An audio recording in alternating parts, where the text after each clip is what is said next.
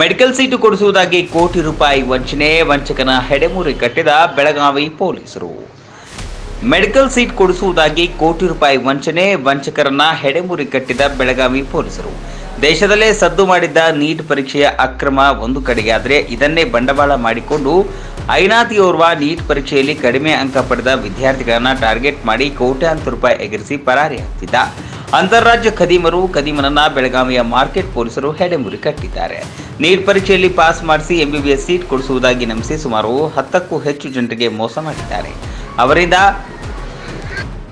1,30,41,884 ರೂಪಾಯಿ ಎಗರಿಸಿ ಪರಾರಿಯಾಗಿದ್ದಾನೆ. ಇದರ ಜಾಡು ಹಿಡಿದ ಪೊಲೀಸರ ತಂಡ ಆರೋಪಿಯನ್ನ ಮಹಾರಾಷ್ಟ್ರದ ಮುಂಬೈನಲ್ಲಿ ಪತ್ತೆ ಹಚ್ಚಿ ಅರೆಸ್ಟ್ ಮಾಡಿದ್ದಾರೆ.